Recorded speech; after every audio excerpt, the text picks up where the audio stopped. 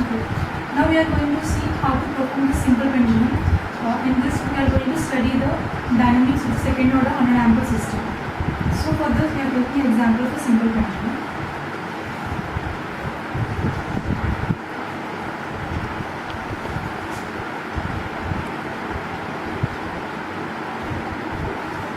We all know how the simple pendulum works. It's just nothing but a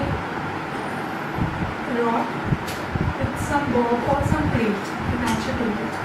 It's just some fixed and something. It's just like that. So in order to protect it from the surrounding environment, we can keep it in a chamber or something like this. Okay.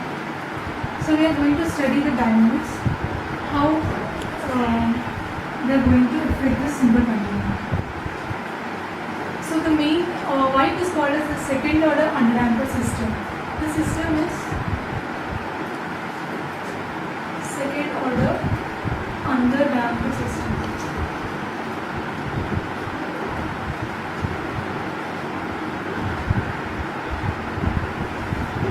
First let us see why it is second order. Second order is when we have two resistances, we call it the second order system. So for this let us see what are the resistances. The two resistances that I can see is one is the viscous drag, that is by the surrounding environment, this air and all. Another is its own mass, its inertia. So this inertia and viscous drag. These two are the resistances for this system. That is why it is called a second order system and why it is called underdamped system. So there is a classification for the systems depending upon the damping ratio. So damping ratio is nothing but when you give a disturbance to a system, depending on the nature of the system, whether the oscillations may go on increasing, it may not stop, or with respect to time it may slowly come down. In such a way, the nature of the systems are classified. So that is given by zeta. This is called damping ratio, and if it is greater than 1, less than 1 and equal to 1, the systems are classified. This underdamped system, if it is less than 1. If zeta is less than 1, we consider the underdamped system. So there is a theoretical procedure how we are going to find out the zeta. As we mentioned the second order underdamped system, if we apply the force balance equation to this system, we can finally get out to a general second order system transfer function is Kp by tau square c square plus 2 zeta tau s plus 1. Kp is the proportionality gain of the system. Tau and zeta are the characteristic parameters. I am not showing you how we arrived it because if you just apply the force balance, the gravitational force and the drag force, you apply all sum up, the equation finally end up with this by replacing the tau and zeta with some values. So this is the transfer function of the system. So if in this system zeta is less than 1, we can say it is an underdamped system. So let us see. I will show you a response curve how such type of a system behaves. Let us represent the response with respect to time. So whenever I give some input or some disturbance to a system, you should act immediately and you should show whatever I gave the input. But in real case that doesn't happen. It may take some time to show whatever I give it. And the system behaves in oscillatory rate and finally it may reach the value that which I gave in this way. This is my ultimate value, but the system moves more than that. If I represent this value as A and this is B, and this is for the next oscillation, the amplitude will reduce. So the algebraic value of the y, and this is the decay ratio we can show. So from time to time, the amplitude of the oscillation is getting reduced, and it finally reaches the steady state value. So when we know this decay ratio,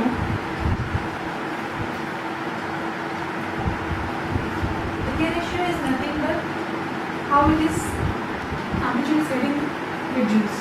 It is nothing but c by a. It is given as exponential of minus 2 pi zeta by root of 1 minus zeta square.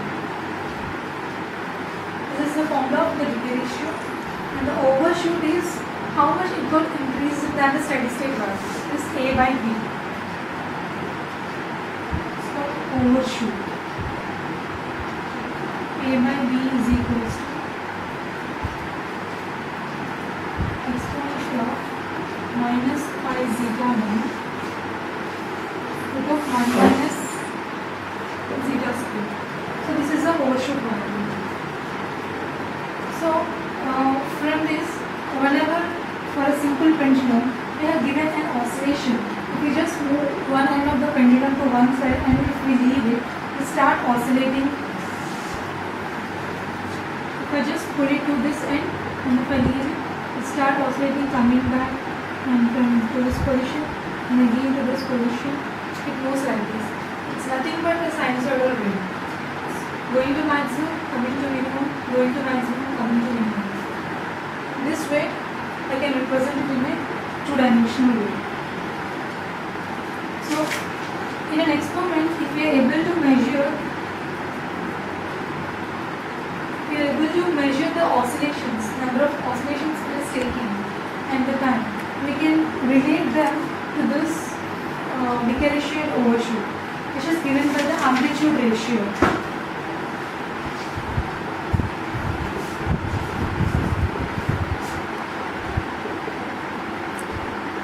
Amplitude ratio is nothing but the input amplitude by output amplitude. Sorry, output by input, sorry. So, when I pull the system to this side, as here, the input is the angle that we have mentioned. So, this is the input angle. If we know that, this is the input. Reaches up to some value here and forms another angle theta. So the output by input gives me the amplitude ratio.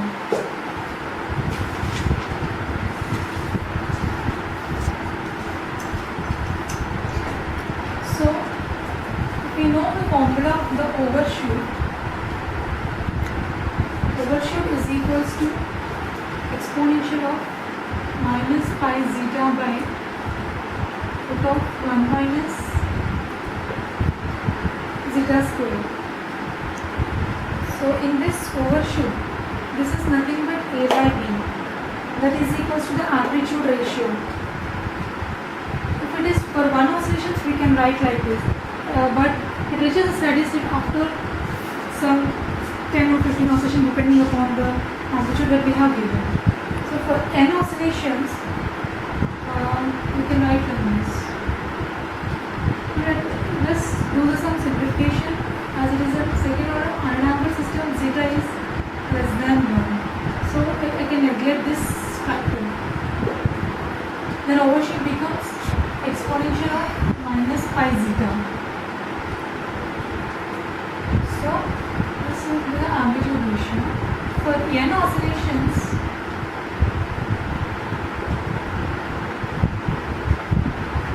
exponential of minus pi zeta is equals to amplitude ratio to the power of 1 by n, where n indicates the number of oscillations that we have measured. So by knowing the n and the amplitude ratio, we can find out the unknown factor zeta. Therefore zeta is equals to, apply the logarithm of amplitude ratio minus I into the number of oscillations. This gives the zeta value. If zeta is less than 1, we can say it's an adaptive system. And now, after measuring this, we are going to study how this inertia and viscous drag are going to affect our system. Further, through the experiment only we can understand this factor, how they are affecting, and the zeta also indirectly influences that factor. In the experiment, what we are going to do is, for studying the effect of inertia, we will be taking the different masses, different plates, different masses. Then we will see the number of oscillations and we will be measuring the zeta value. So if I am knowing the number of oscillations, we will get the zeta value. And for the viscous drag part, we are going to take the plates of different areas and the same mass. So then by changing the cross-sectional area, the amount of area available, so the amount of force acting on the plate will be more. So in that we discussed that how the oscillations are being affected by that